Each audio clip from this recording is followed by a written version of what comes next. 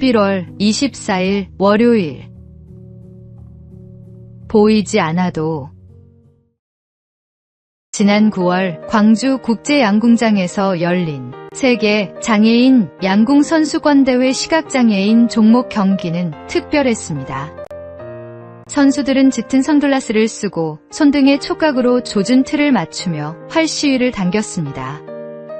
스포터는 16시 8 같은 짧은 호출로 방향을 알려주었고, 선수들은 그 안내에 감사하며 관역을 향해 화살을 날렸습니다.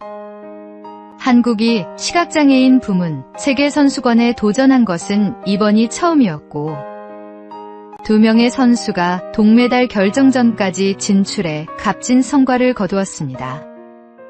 이 팀을 이끈 석동은 감독은 양궁계 원로 석봉근 씨의 아들로 아버지의 산속 섬김을 보고 자라 스포츠 선교를 비전으로 품었습니다.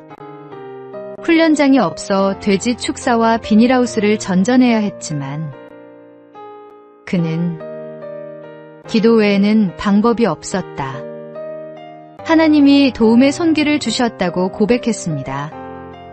선수 조종석 씨는 시각장애인이 활을 쏜다고 하면 의아한 시선이 많았지만 세계 무대에서 결실을 얻은 것이 감격스럽다고 말했습니다. 보이지 않아도 믿음으로 도전할 때 하나님께서 길을 여시고 감사할 조건을 채워주십니다. 오늘의 말씀. 그런즉 누구든지 그리스도 안에 있으면 새로운 피조물이라. 이전 것은 지나갔으니 보라, 새 것이 되었도다. 오늘의 만나. 보이지 않는 길에서도 감사하며 나아가십시오. 하나님은 우리의 걸음을 인도하시며 놀라운 열매를 주십니다.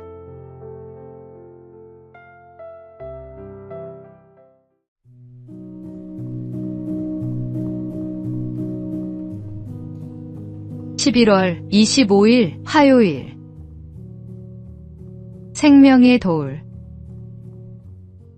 아프리카에서 사역하던 한 미국 선교사가 어느 마을을 방문했습니다.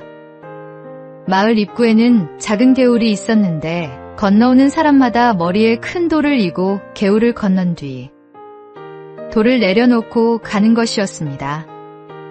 이상히 여긴 선교사가 이유를 묻자 한 주민이 대답했습니다.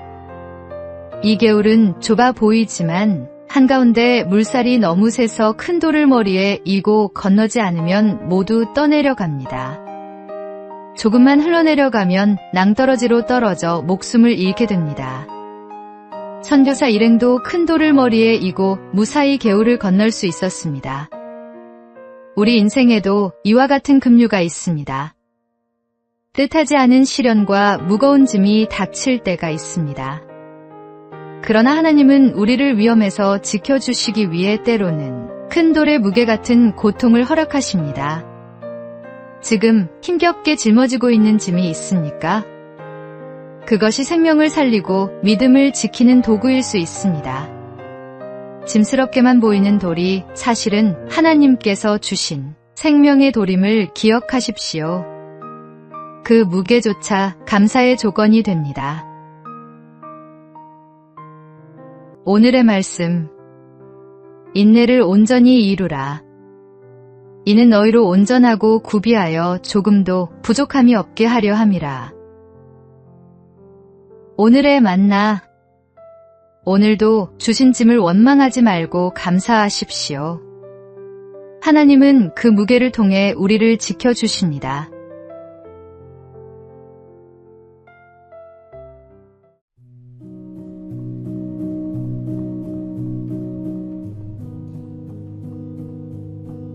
(11월 26일) 수요일. 유혹을 거절하다. 중국 춘추전국 시대, 노나라에 복무제라는 사람이 있었습니다. 그는 신부라는 고을의 원님이었는데 어느 날 제나라 군사들이 쳐들어왔습니다. 성문을 닫아야 했지만 성밖 들판에는 노랗게 익은 보리가 있었습니다. 대신들은 백성들에게 닥치는 대로 추수하게 하자고 권했지만 복무제는 단호히 거절했습니다. 결국 곡식은 모두 약탈당했으나 그는 이렇게 말했습니다. 백성들이 남의 곡식을 공짜로 얻는다면 앞으로 땀 흘려 일할 마음을 잃고 남의 것을 쉽게 빼앗을 수 있다고 생각할 것입니다. 그 해악은 10년이 지나도 고칠 수 없습니다. 우리도 종종 왜 나에겐 행운이 없을까 생각합니다. 그러나 하나님은 우리가 불로소득에 기대어 인생을 흐트러뜨리도록 내버려 두지 않으십니다.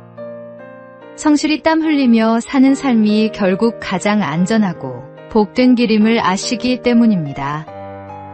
오늘의 수고와 성실은 결코 헛되지 않습니다. 하나님은 그 과정을 통해 우리를 지켜주시고 감사할 열매를 맺게 하십니다. 오늘의 말씀. 내가 내 손이 수고한 대로 먹을 것이라. 내가 복되고 형통하리로다. 오늘의 만나. 손에 땀 흘려 얻은 작은 열매를 감사하십시오. 그것이 하나님이 주신 가장 큰 축복입니다.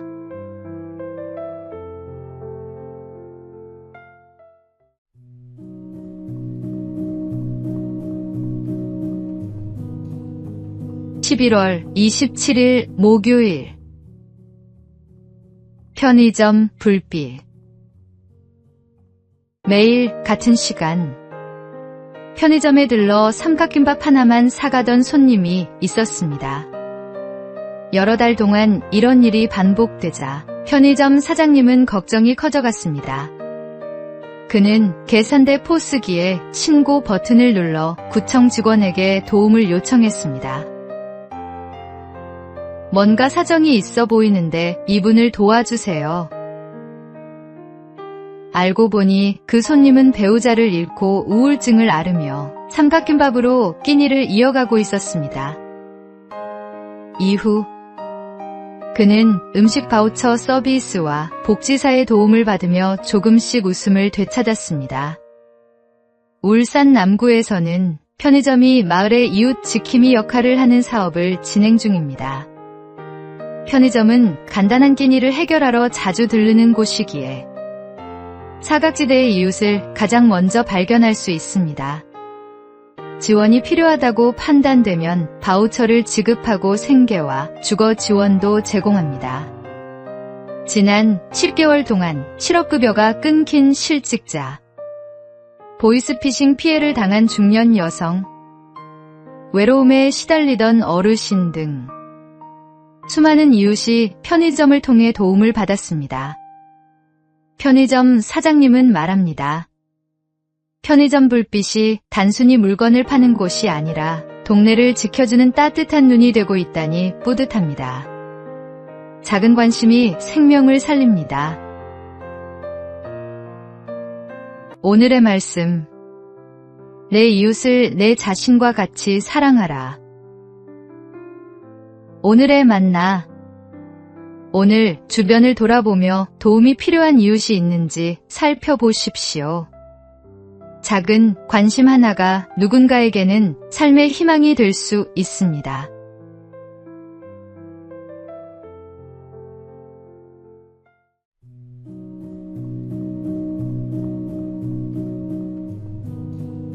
(11월 28일) 금요일. 끝까지 지킨 신뢰. 미국의 평범한 두 친구는 젊은 시절 농담처럼 한 약속을 나눴습니다. 만약 우리 중에 누가 먼저 복권에 당첨된다면 그 돈을 반씩 나누자. 그로부터 수십 년이 흘렀습니다. 이제는 서로 연락도 끊기고 얼굴도 잊을 만큼 멀어진 사이가 되었습니다. 그런데 정말로 한 친구가 복권에 당첨되는 일이 일어났습니다. 당첨금은 무려 2억 달러. 누구도 그 약속을 기억하지 못했고 말하지 않으면 세상 그 누구도 모를 일이었습니다. 그러나 그는 오랜 수소문 끝에 친구를 찾아내어 당첨금을 정확히 절반으로 나누어 주었습니다. 사람들이 놀라며 이유를 묻자 그는 담담히 대답했습니다. 수십 년 전이지만 우리는 그렇게 약속했습니다. 그래서 지킨 것뿐입니다. 굳이 지키지 않아도 될 약속이었지만 그는 끝까지 그 약속을 붙들었습니다. 약속은 말로만이 아니라 삶으로 지켜질 때 신뢰와 진실을 드러냅니다. 신앙도 이와 같습니다. 하나님께 드린 서원과 이웃 앞에서의 약속을 끝까지 지켜나갈 때 그 믿음은 감사의 열매가 되어 우리의 삶을 더욱 풍성하게 합니다. 오늘의 말씀. 내가 하나님께 서원하였거든 갚기를 더디게 하지 말라.